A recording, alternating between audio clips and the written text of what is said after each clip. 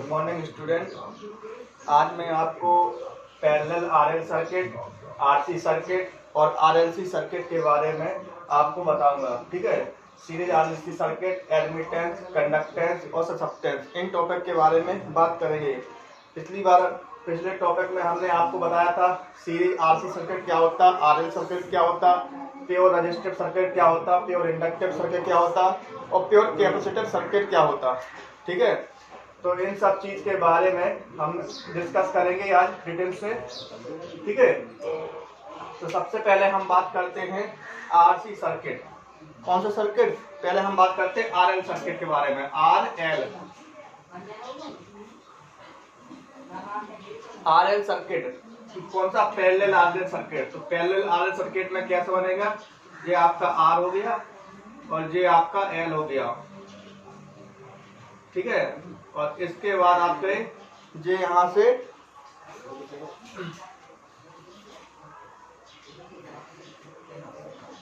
ये आपका वोल्टेज यहां से सप्लाई दिया आपने।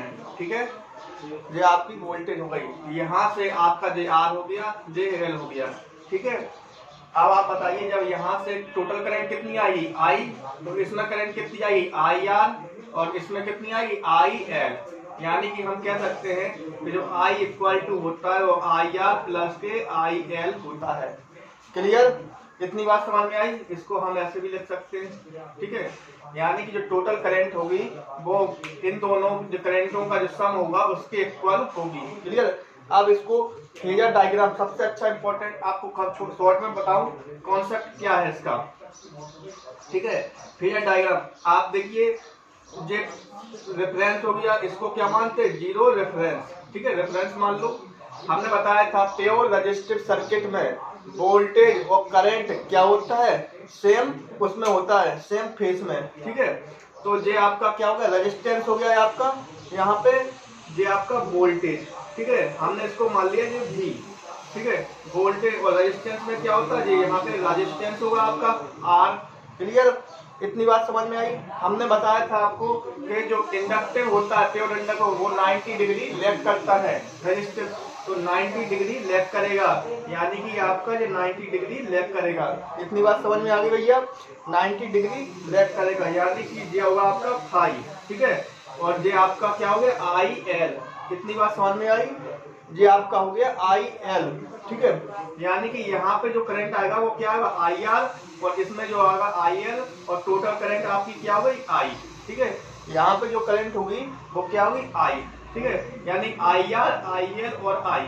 ठीक है, तो आपका इतना सा कंसेप्ट ये आपका फेजर डायग्राम है। क्या है? Phasor diagram. कभी भी ऐसा क्वेश्चन आ जाए तो आपको इस टाइप से ही सॉल्व करेंगे। ठीक है, फेजर डायग्राम ये आप कंसेप्ट है, इसको अच्छे से समझ लें कि हमेशा याद रखना। देखो, ये आपका रेफरेंस जीरो हो गया, आपका ये जीरो रेफरेंस हो गए। वोल्टेज और करंट इसमें क्या होते हैं? सेम फेज में होते हैं। प्योर रेजिस्टिव सर्किट में हमने पहले बताया था आपको, तो हमने वोल्टेज और करंट। ठीक है, अब यहाँ पे हमने बताया जो प्योर इंडक्टिव सर्किट होता है उसमें 90 डिग्री लेग करता है। क्या? जो इंडक्टर करंट वोल्टेज से तो 90 डिग्री लेग कर गया। ठीक है, और ये आपका फाई एंगल हो गया। इतनी बात समझ में आ गई आपको? अब इसी बेस पे कई सारे क्वेश्चन बन जाते हैं। वो कह देंगे बताइए, ये ऐसे क्वेश्चन बोल देंगे कि बताइए आई की वैल्यू, जो आई आर आपकी 3 है। ठीक है, और ये आपकी 4 है, तो बताइए यहाँ पे टोटल करंट कितनी आई, आई कितनी होगी? तो आप कैसे निकालोगे? यानी कि इसका स्क्वायर प्लस का स्क्वायर का 3 का स्क्वायर 9 और 4 का स्क्वायर 16 अंडर रूट में आएगा, क्योंकि ये आई निकालना है। तो आई इक्वल टू कितना गया? 16 9 कितना? 25। 25 का रूट कितना हुआ? 5।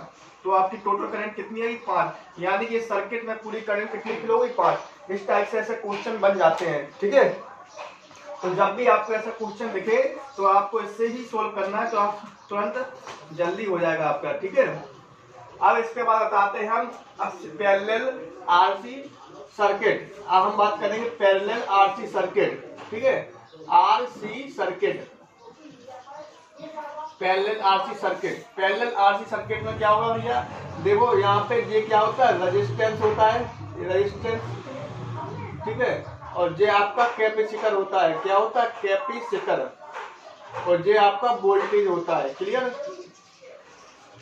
ये रेजिस्टेंस और ये आपका कैपेसिटर। ठीक है, जब यहाँ से करंट जाएगी तो इसमें कितनी आई आई, और इसमें कितनी आई आई आर, और इसमें कितनी आई आई सी। इतनी बात समझ में आ गई आपको? ठीक है। अब इसमें क्या होगा, यानी कि जो करंट होगी, जो आई होगा वो किसके इक्वल होगा, आई आर के और प्लस के आई सी के। ठीक है, आई आर प्लस के आई सी। अब इसका फेजर डायग्राम कैसे बनेगा, फेजर डायग्राम, इसको अच्छे से समझिए आप, ये कंसेप्ट है। ठीक है, फेजर डायग्राम ये कंसेप्ट है, ये आप इसको कंसेप्ट को समझिए आप कि कैसे इसको करेंगे। हमने बताया था आपको कि इसको रेफरेंस मान लो, जीरो रेफरेंस। ठीक है, अब रेजिस्टेंस, रेजिस्टेंस में क्या होता है, वोल्टेज और करंट सेम फेज में होते हैं। ये वोल्टेज हो गया और ये आपका करंट हो गया आई आर। इतनी बात क्लियर हो गई, वोल्टेज हो गया, ये करंट हो गया। अब देखिए आप, जब करंट होती, जो कैपेसिटर में जो करंट होती है वो वोल्टेज से 90 डिग्री लीड करती है। क्या करती है, लीड करती है। तो हम इसको क्या करेंगे, यहाँ पे 90 डिग्री लीड कराएंगे, यानी कि ये अब आप इससे मिला दीजिए। ठीक है, तो ये करंट आपकी जो 90 डिग्री लीड करेगी। ठीक है, ये आई आर होगी और ये आपकी आई सी होगी और ये आपका आई हो गया। तो 90 डिग्री लीड करेगी किससे, बात समझ में आ गई, आरसी। ये आपका आरसी सर्किट हो गया।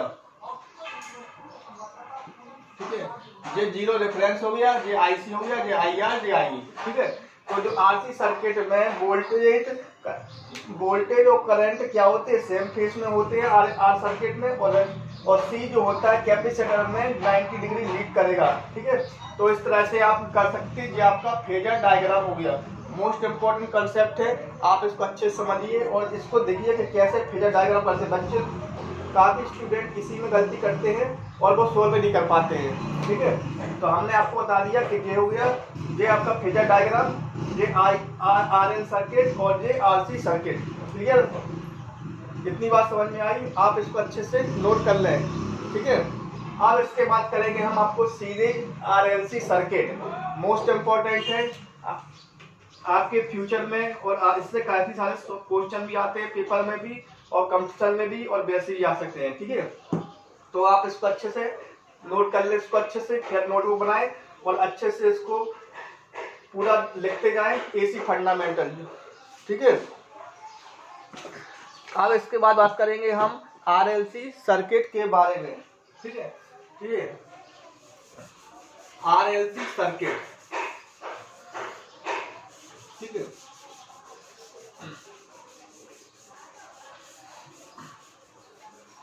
आप बात करेंगे आरएलसी सर्किट के बारे में। ठीक है, तो आरएलसी सर्किट के बारे में देखिए आप, ये आपका आर हो गया, ये आपका एल हो गया और ये आपका सी हो गया।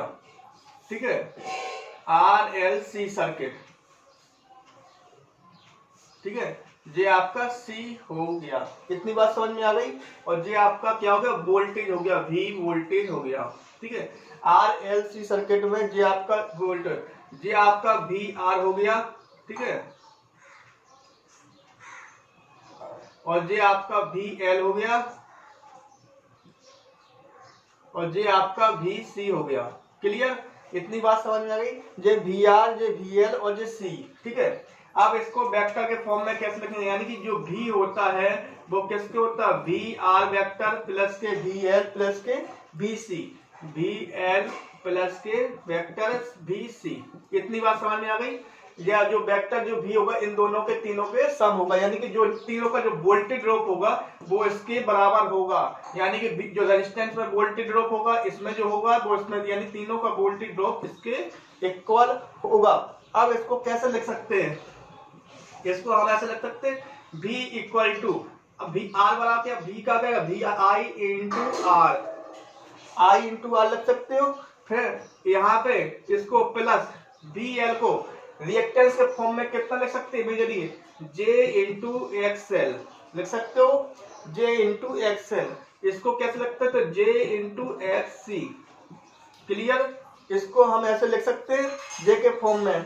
अब इसमें देखो जे, अब इसमें आई यहाँ पे आ जाएगा v upon I equal to R plus के जे एक्सएल माइनस के जे एक्स सी। इतनी बात समझ में आ गई। यहाँ से आपकी क्या हुई, ये करंट फ्लो हुई, आई करंट फ्लो हुई, ठीक है।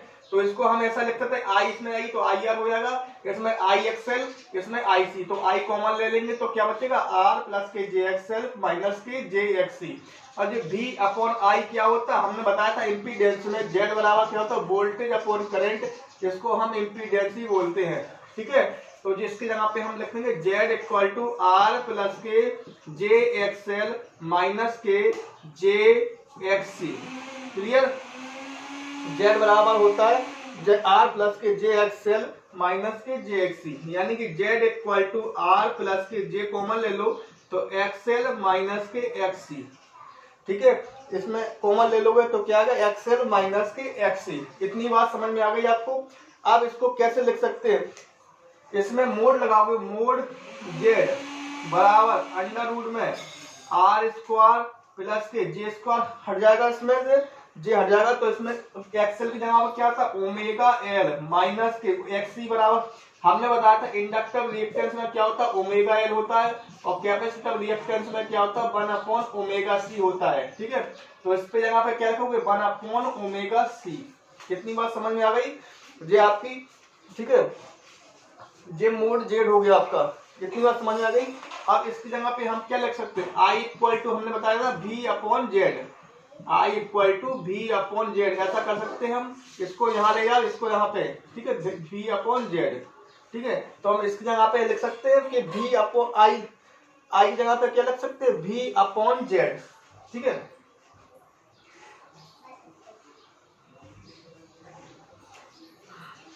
और एक जेड बराबर क्या होता है, वी इंटू आई होता है, ठीक है, जेड बराबर वी आई, तो इसकी जगह पे हम वी, ठीक है,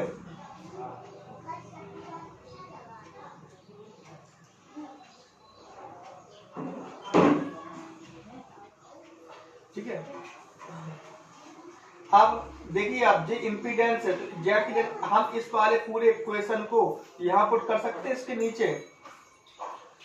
नीचे पुट कर सकते हैं, यानी कि हम इसको ऐसे लिख सकते हैं, आई इक्वल टू वी अपॉन, इसको हम ऐसे लिख सकते हैं, वी अपॉन अंडर रूट में आर स्क्वायर प्लस के ओमेगा एल माइनस के 1 अपॉन ओमेगा सी। लिख सकते हैं कि लिख सकते हैं, यानी कि ये आई इक्वल टू हम लिख सकते हैं V upon R square plus के ओमेगा एल माइनस के 1 अपॉन ओमेगा सी। क्लियर, इतनी बात समझ में आ गई। और इसका स्क्वायर करेंगे, इसका क्या करेंगे, स्क्वायर। इतनी बात समझ में आ गई आपको, इसका हम स्क्वायर कर देंगे, ठीक है। अब इसको हम ऐसा भी लिख सकते हैं, एक तो ये फार्मूला हो गया आपका, ठीक है, एक तो आपका ये फार्मूला होगा, इसको हम ओमेगा जगह पे या फिर ऐसा भी लिख सकते हैं इसको, या I equal to B upon under root में R square plus K X L minus के एक्स सी, ठीक है। तो आपका जे भी इसको एक फार्मूला बन गया, जे भी आपका फार्मूला हो गया, ठीक है, जे भी आपका फार्मूला हो गया यहाँ पे, ठीक है।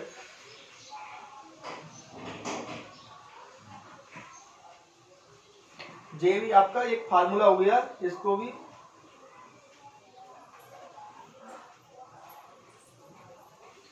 ठीक है, यह भी आपका एक फार्मूला है, I equal to V upon R square plus K X L minus के एक्स सी, ठीक है। अगर इसमें हम जो ओमेगा की वैल्यू जी, अगर इसको हम यहाँ से करके ओमेगा और ओमेगा जीरो को इसको जीरो मान लें, अगर हम एट लिख सकते omega equal to omega naught is the जो जे टर्म्स है, इसको हम क्या कर दे, विल बिकम जीरो, इसको हम जीरो मान लें तो हमारा क्या होगा, यानी कि हो जाएगा हमारा कैसे, X C equal to XL हो जाएगा कि नहीं होगा, X C equal to XL, यानी कि अगर ये दोनों टर्म जीरो हो जाएंगे तो हम इसको क्या लिख सकते हैं, यानी कि हमारा हो जाएगा जेड इक्वल टू आर, ये क्या हो जाएगा, जेड इक्वल टू आर, यानी कि एक्सएल बराबर एक्स हो जाएगा, तो जेड इक्वल टू ये, यानी कि इसका इम्पीडेंस भी लो होगा और रेजिस्टेंस भी लो होगा, ठीक है। तो इसके हिसाब से कई सारे क्वेश्चन बन जाते हैं, ठीक है। एक पॉइंट, इसके बाद आपका एक नोट लिखना, नोट में कि सीरीज आरएलसी सर्किट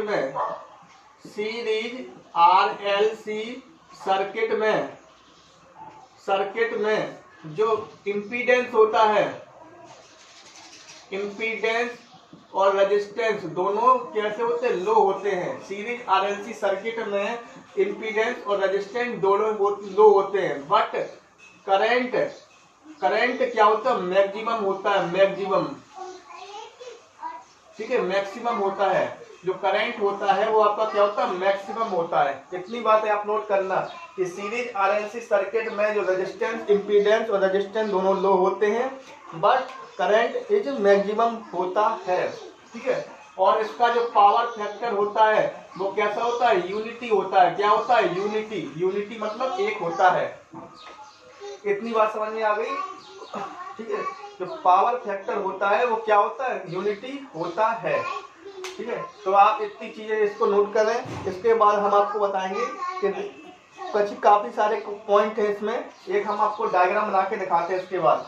ठीक है, डायग्राम बना के आप यहाँ देखिए, यहाँ पे। ठीक है, इसको आप माइंड में अच्छे से सेव करें इस डायग्राम को। ठीक है, ये आपका 0 पॉइंट होगा, यहाँ से जो ग्राफ जाता है वो ऐसा ही जाता है, ऐसा। ठीक है, सीरीज आरएलसी सर्किट का जो ग्राफ होता है वो ऐसा जाता है। ये आपकी फ्रीक्वेंसी हो गई, रेजोनेंस फ्रीक्वेंसी। कौन सी हो गई, FR। ठीक है, और ये आपको, और ये वाली आपकी हो गई F, और ये आपकी हो गई F2। क्या हो गई, F2। ये आपकी F2 हो गई, और ये आपकी हो जाएगी F1। ये आपकी F1 हो गई। ठीक है, यहां से आपकी जो हमने बताया था आपको आरएमएस वैल्यू बारे बताया था कि आरएमएस वैल्यू कितनी थी, 0.707 आई, 0.707 आई। ठीक है, और यहाँ से आपकी जो करंट आएगी वो क्या जाएगी, आई जाएगी। इतनी बात समझ में आ गई आपकी। और ये आपकी फ्रीक्वेंसी हो गई F, ये आपकी क्या हो गई, फ्रीक्वेंसी। ठीक है, इतनी बात समझ में आ गई आपको। ये आपकी F हो गई, F। ठीक है, यानी कि I इक्वल टू क्या होता है, V/R। इतनी बात समझ में आ गई। अगर आपसे आप पेपर में पूछा जाता है, बताइए बैंडविड्थ क्या होगी, बैंडविड्थ। ठीक है, बैंडविड्थ अगर पूछी जाए तो बैंडविड्थ क्या होती। ठीक है,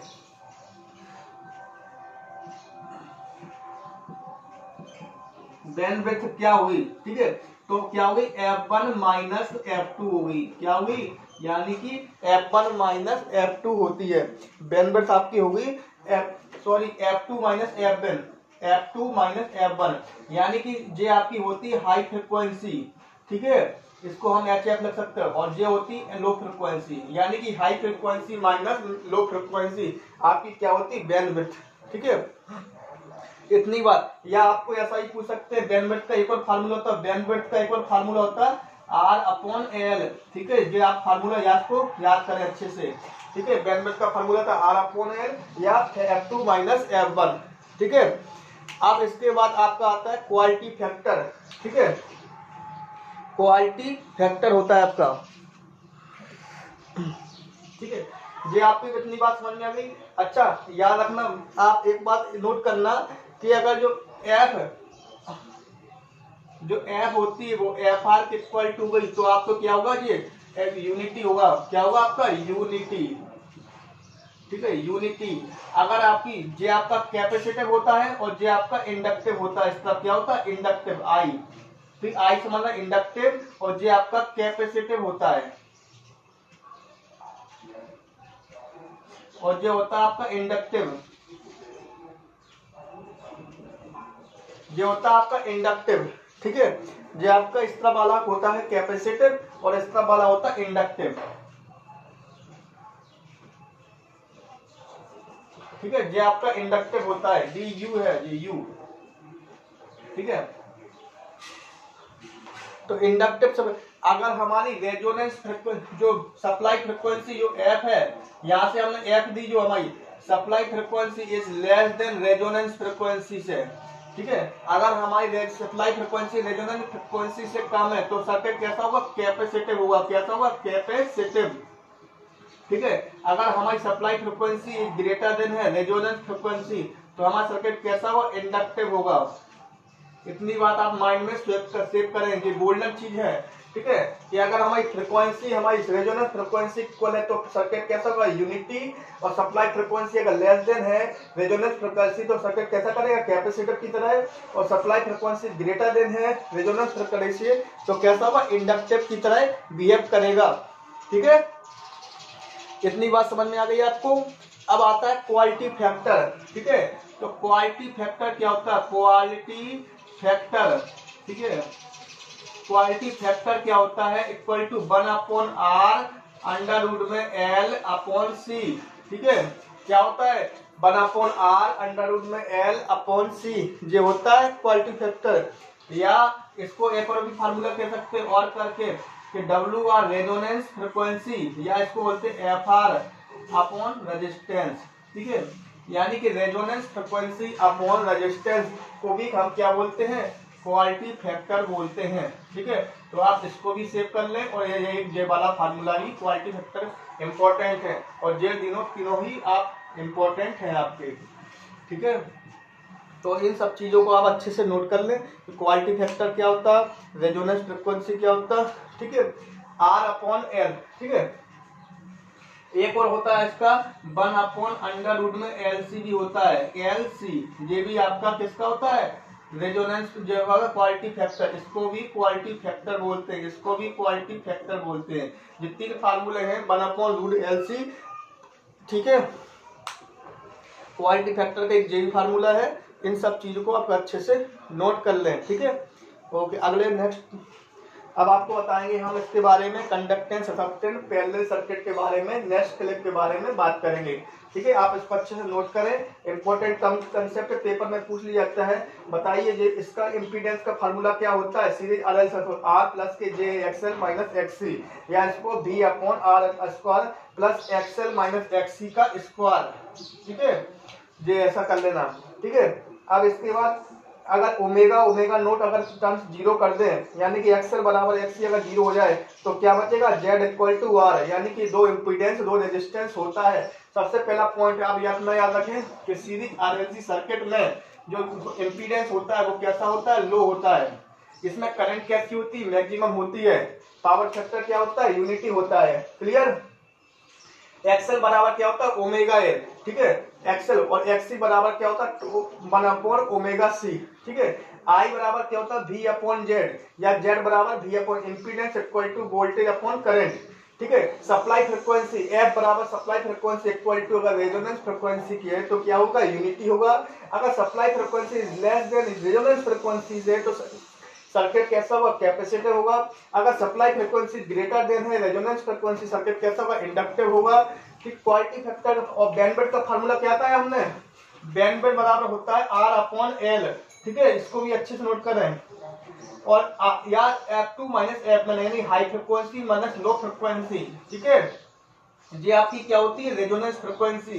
क्वालिटी फैक्टर क्या होता है, 1/R अंडर रूट में L/C, या क्वालिटी फैक्टर क्या होता है, 1/L resonance frequency upon resistance, या ठीक है, या क्वालिटी फैक्टर क्या होता है, 1/√में LC। कितनी चीजें हैं ये आप चीज नोट करें। अगले बार नेक्स्ट वीडियो में आपको पैरेलल RLC सर्किट के बारे में बताएंगे।